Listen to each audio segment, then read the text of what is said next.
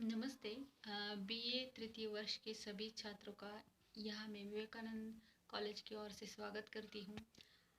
इस सत्र में हम पेपर क्रमांक 10 में आदि तथा मध्यकालीन हिंदी साहित्य का इतिहास यह पढ़ने वाले हैं। ये आपका सेमेस्टर 5th है।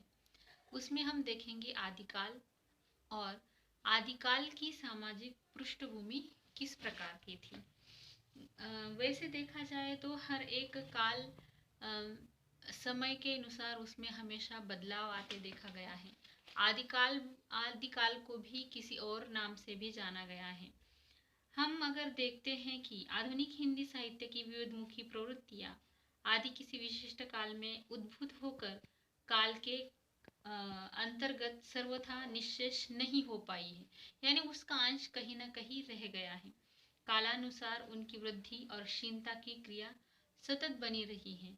हम अगर देखते हैं कि सर्वप्रथम मिश्र बंधु जो मिश्र बंधु हैं, उन्होंने अपने मिश्र बंधु विनोद नामक ग्रंथ में विवेच्य काल को आदिकाल नाम से पुकारा। यानी उन्होंने जो मिश्र बंधु विनोद यह जो ग्रंथ है उसमें उन्होंने सर्वप्रथम आदिकाल यह नाम इस काल को दिया गया है। किंतु आचार्य शुक्ल ने इस युग में वीर गाथाओं की प्रमुखता, यानी जो आचार्य शुक्ल जी रहे हैं उनका ऐसा मानना था कि इस काल में जो वीर गाथा पर ये या फिर वीरों की गाथा महत्वपूर्ण मानकर उन्होंने वीर गाथा यह या फिर वीर गाथा काल के नाम से इसे पुकारा गया या वीर गाथा काल नाम दिया गया है। शुक्ल जी के नामकरण के संबंध में 3 प्रमुख बातों पर ध्यान देना आवश्यक माना गया है।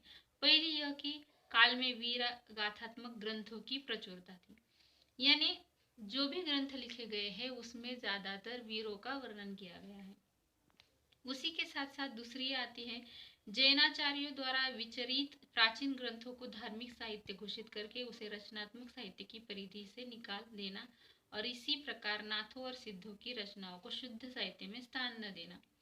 तीसरी मुख्य बात उन रचनाओं की है जिनमें भिन्न भिन्न विषयों पर फूटकर दोहे मिलते हैं, किंतु उनसे किसी विशेष प्रवृत्ति का निर्मित न हो सकना। वैसे देखा जाए तो आचार्य शुक्ल का यह मानना है कि आदिकाल इस काल को आदिकाल न होकर वीर गाथा काल यह नाम सही चुना गया है। उसमें कई कृतियां लिखी गई हैं। विजयपाल रासो नल सिंह कृत है, हमीर रासो है, कीर्तिलता कीर्तिपता का यह विद्यापति कृत लिखी गया साहित्य है। खुमान रासो है दलपति विजय का, बीसलदेव रासो नरपति नाहल का, पृथ्वीराज रासो चंद्र बरदाई का, जयचंद्र प्रकाश भट्ट केदार कृत है। उसी के साथ साथ विद्यापति पदावली विद्यापति जी की है। अगर हम देखते हैं कि आदिकाल की सामाजिक पृष्ठभूमि किस प्रकार की थी। जिस युग में धर्म और राजनीति की हीन दीन दशा हो उसमें उच्च सामाजिकता की विशेष आशा नहीं की जा सकती। अगर हम देखते हैं कि अगर धर्म को या फिर राजनीति की ही स्थिति हीन दीन यानी आज भी हम देख सकते हैं कि किस प्रकार से आज अगर जनरली हम उदाहरण ले सकते हैं तो किसानों की हालत किस प्रकार की है। उसी प्रकार आदिकाल में क्या था कि राजनीति और धर्म पर हीन दीन दशा थी। फिर उसकी सामाजिक पृष्ठभूमि किस प्रकार हो सकती है यह हम जान ही सकते हैं, यानी अच्छी होगी यह आशा तो नहीं की जा सकती। अब जाति गुण और कर्म के आधार पर न होकर वर्ण के आधार पर मानी जाने लगी थी। एक जाति के अनेक उपजातियां होने छुआछूत के नियम भी बड़े कड़े होते गए हैं।